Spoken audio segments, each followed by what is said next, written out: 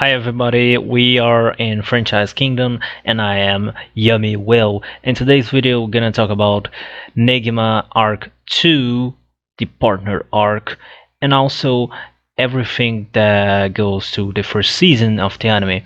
I make some fast videos. I make more reactions to Avatar and Death Note so I can finish Negima's first season as fast as I can because we have a lot of things on Negima to I have a lot of things on Negima to watch and make reviews. So yeah, the first thing that I have to know is if in this video we're gonna talk about the everything on the first season of Negima and also the manga until chapter I think 27. So if you don't go until there, please, you are spoiler alert advice. Okay. So we have in the second season, in the second arc, the now I can talk Evangeline arc. Evangeline is a vampire, and she was attacking everyone in our school. I mean, not everyone, but yeah, she was beginning to attack the girls on the school, and Negi helps and confronts her, and we learn a lot about vampires, and especially about Negi's father, that supposedly he put a curse on her, so she cannot escape the school, and has I think 15 years or something like that. That's a lot of time. We have a battle, the first battle of the franchise, and apparently Evangeline is pretty good on ice spells. It's amazing for her, and she can fly pretty fast. One thing that we can see is the when they are flying, she even say, "Oh, he is pretty fast," but we know that the wand that he uses amplifies his magic power, especially for flying. And he is a specialist of wind magic, and still he at least is going at the same speed as her, so she's pretty fast. And we have also a specific moment in the manga that don't appear in the anime.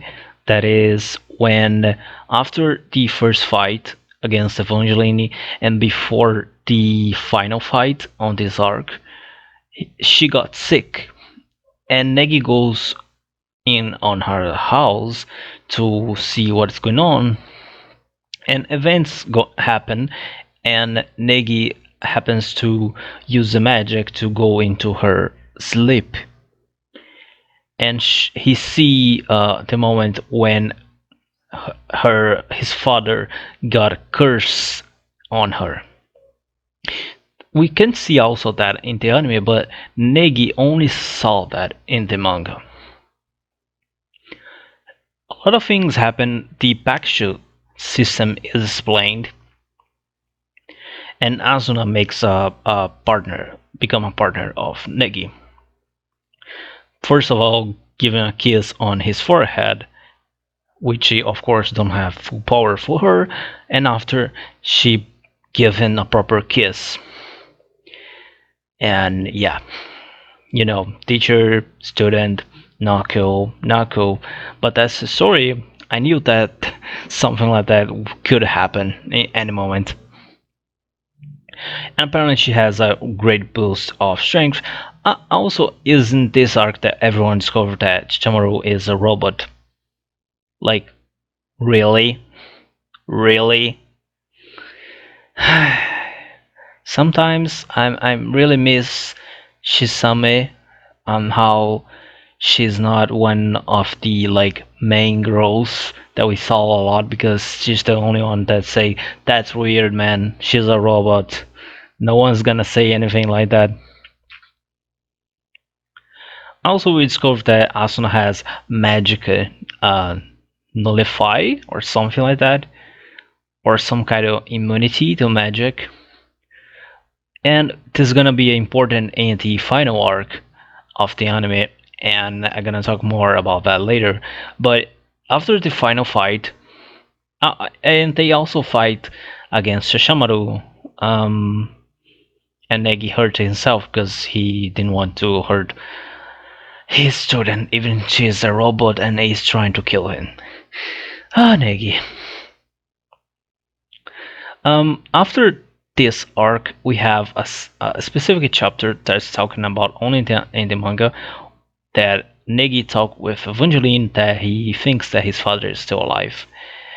And Evangeline retributed the favor, saying that maybe his old house in Kyoto can have a hint, which leads to the third arc that I'm gonna skip in this video because I'm gonna make a full video just about the Kyoto trip arc.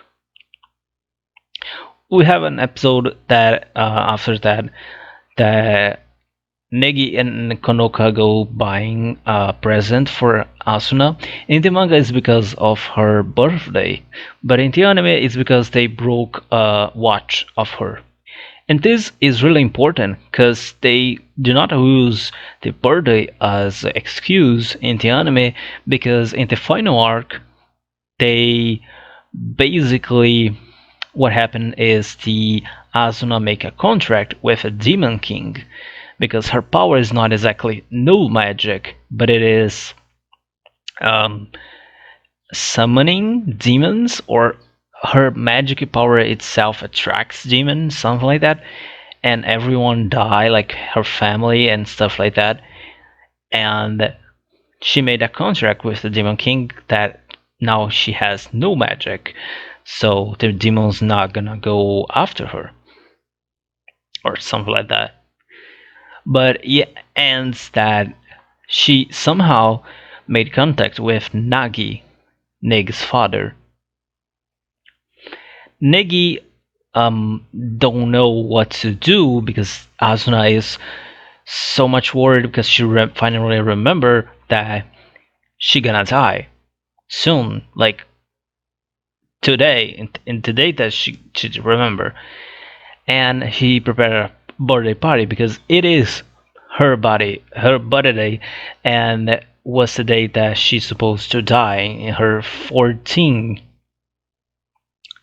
And after the party, Asuna goes run away, and she died. And Negi saw that, and he is pretty traumatized. And I have to say this: it was probably the best episode of the franchise so far in the anime, like by far. Episode 24, I think, if I'm not mistaken, that we don't have an opening, and it's just everyone's crying.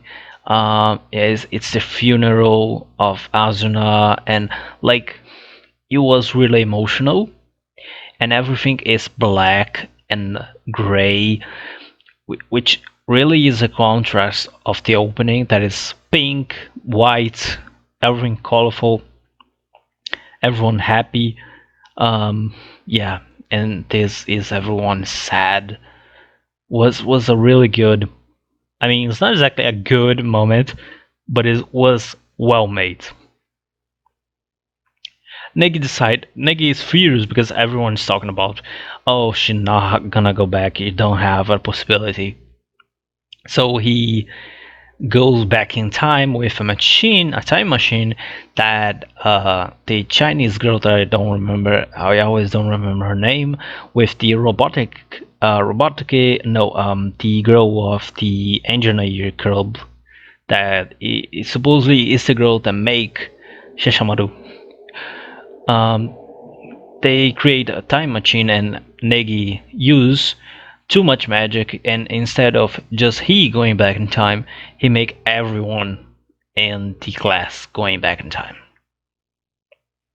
which is really bad. Also, it's not exactly a time machine because they go, if I'm not mistaken, they go to Germany. So yeah, you can see why. is not just a time machine. And then he finds Asuna, he finds even his father that is trying to help her, and also he discovered that his father has a group of friends, that one of this friend is Takahata Sensei. I don't know if he didn't knew about that, which is really strange if he didn't knew. But also Konoka's father, that we're gonna talk more about him on the Kyoto arc review. Okay, I skipped that part on this video because, well, for a bunch of reasons. Basically, he unites with the class, and everyone make a pact with him, which hence the opening of every Tigros kissing him, and they all get transformed. And I assume that this is a part that is different from the manga. Maybe this whole arc about Asuna, or maybe just the final part. I don't know. They defeat the demon arc and return to their time, where they have to make a way to Asuna don't die, because even if they kill the demon king, she's still gonna die. And with the help of Evangeline, Chachamaru, and these two girls of the engineering club, they finally made it. And the anime is finished, basically. I don't know what to say about that, because I still don't reach. I still don't. I still am reading the Kyoto arc in the manga, so I don't want to say much. But also, I don't talk about the Kyoto arc on the anime. I'm gonna talk when I finish the Kyoto arc on the manga, and I'm gonna make a video about that. Also, we really only see Asuna's power in this anime. I mean, we see everyone's power in the final episode, but it was too fast. And I'm wondering, because I'm really wondering if all these powers are gonna be exactly the same in the manga, or gonna be different. I don't know. Gonna be a good thing to make a video comparing the powers that are different. Also, the next video gonna be about the second season. I'm gonna make an entire video just about that second season, because it's too different. Yeah, so I'm gonna receive his new only video, probably on Sunday, an extra video. And that's it. I'm gonna go by, I think. So until next review.